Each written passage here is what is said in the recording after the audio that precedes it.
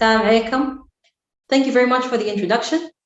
I'd like to start by a few words about how entrepreneurship is affecting the UAE globally. The UAE ranked 4th in the index, the Global Entrepreneurship Index 2020, which is something really amazing. And in that light, I'm thrilled to have a pioneer in the field of entrepreneurship in the UAE, especially for us youth.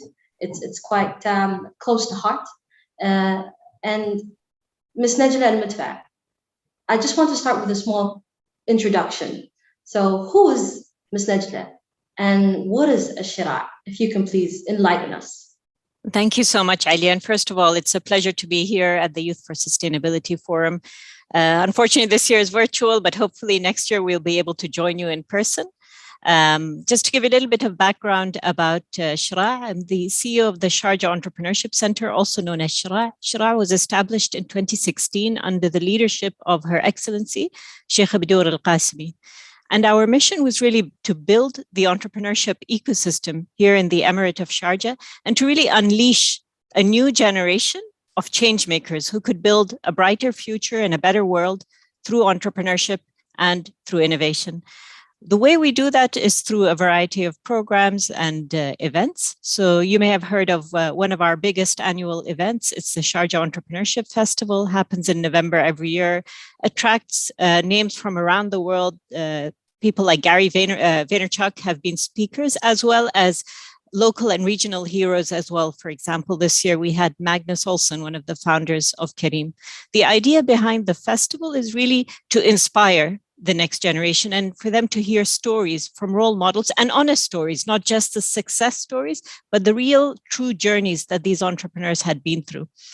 Also at the event, we do a lot of workshops to upskill them, and those workshops continue throughout the year. So we do hold a lot of workshops, competitions for students, especially in the universities where we're based. So that's the American University of Sharjah and the University of Sharjah. But perhaps our main program is the Sharjah Startup Studio, which is a 12 to 18 month program, which is designed to incubate ventures. So a founder would come in with an idea and they go through basically a two-step process. One, the first step is validating the idea. Is your proposed solution actually addressing a problem or a need? And then if we agree that it is, then the second phase is actually building out the product, and we're with them throughout the journey and helping them go to market and ultimately raising funding if they require it. Just to give you a little bit of a background, we've now incubated 120 ventures. Those 120 ventures have gone on to raise $130 million in revenue, or rather generate $130 million in revenue. They've raised $90 million in investment and have created 1,300 jobs. What I'm really proud of with these ventures is all of them have some form of impact within them. And a large number of them are within the sustainability space, so hopefully will be relevant to our conversation today. Thank you, Najla. We know the youth of today are hungry to make a difference in the world.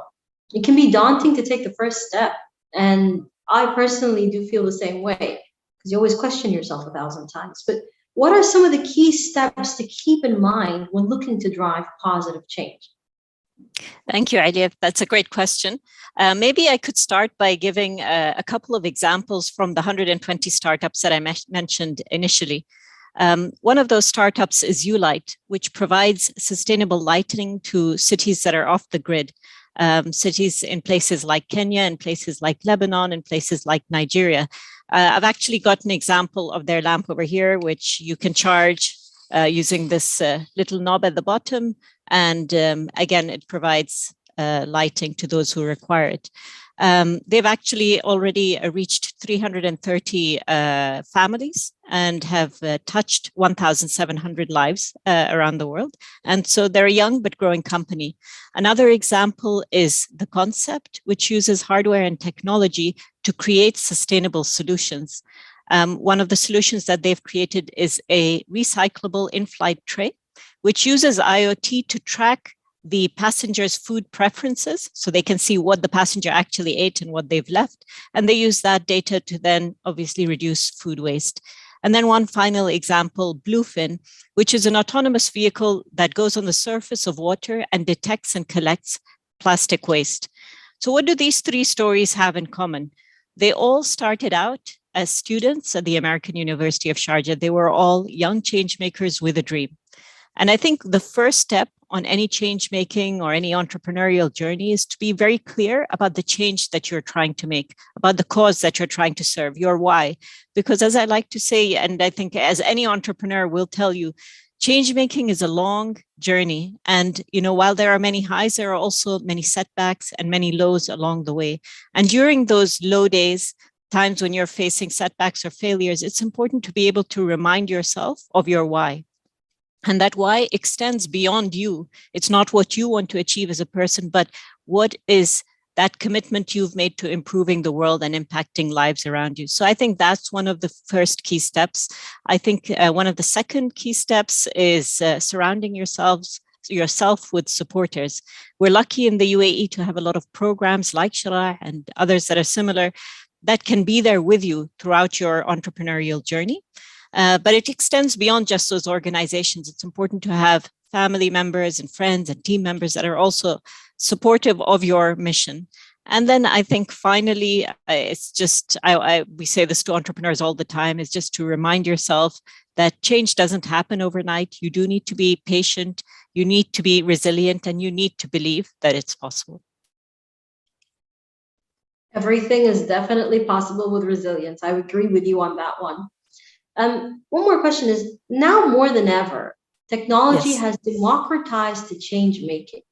You did mention a few amazing startups with a lot of technology. And how do you foresee this impacting the future of the entrepreneurship system?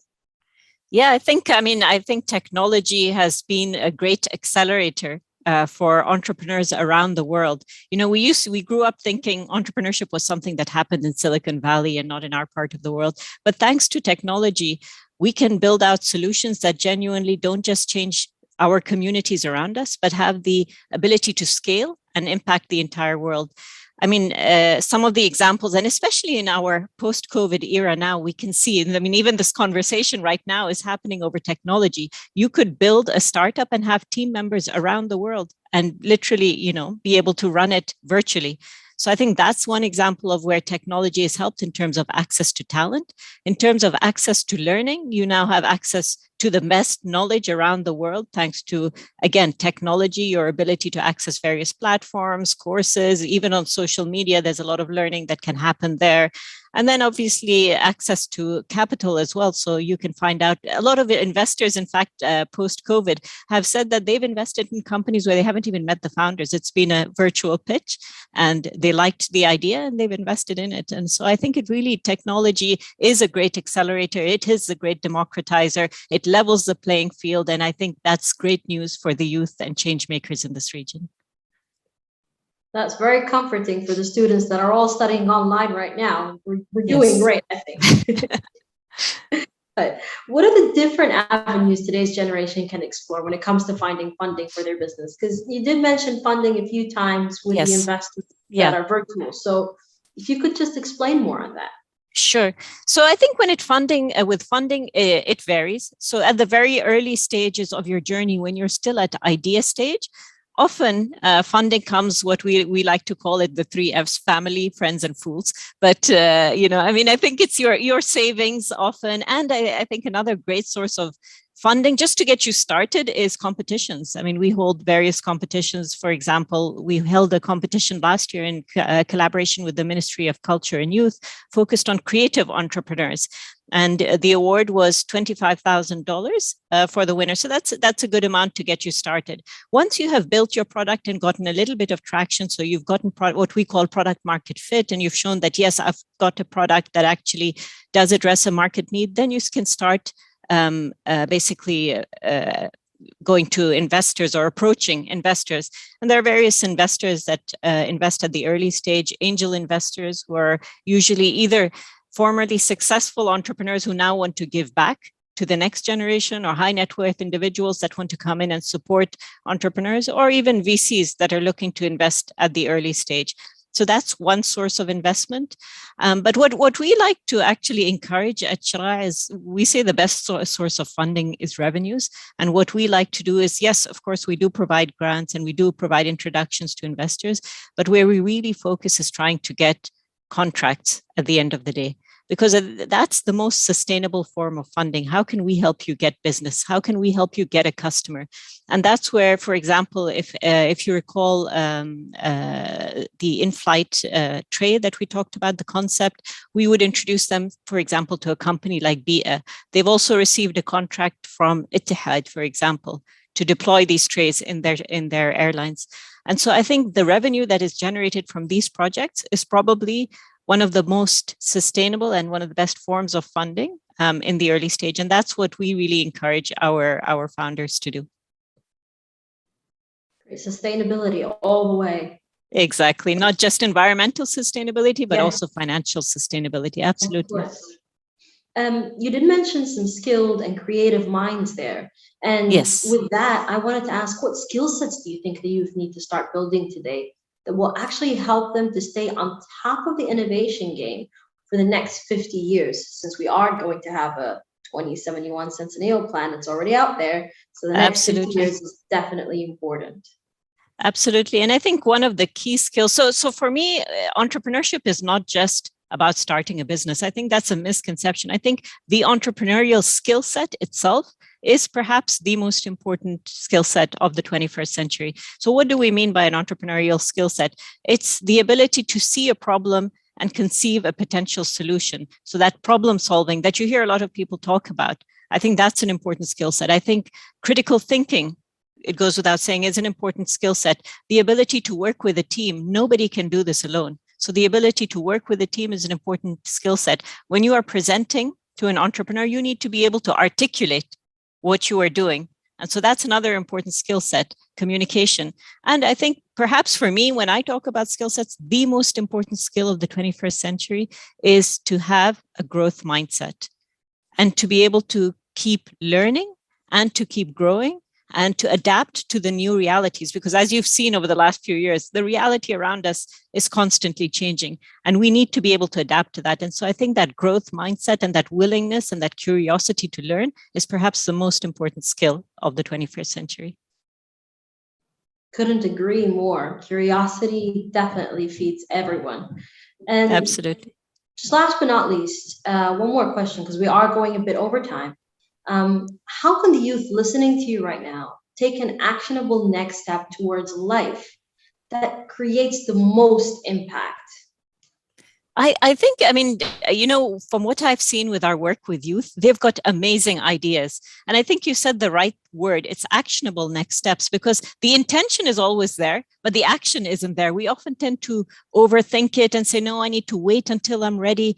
But I think the first actionable step that you can take is actually just that. Take an action, whether that action is actually coming to an event, whether it's attending a workshop, you know, one step at a time. Again, change doesn't happen overnight, but just the willingness to believe in yourself, to understand that this is a journey, and the willingness to take that first step is the best action you can take. Get the idea out of your head and start working towards it.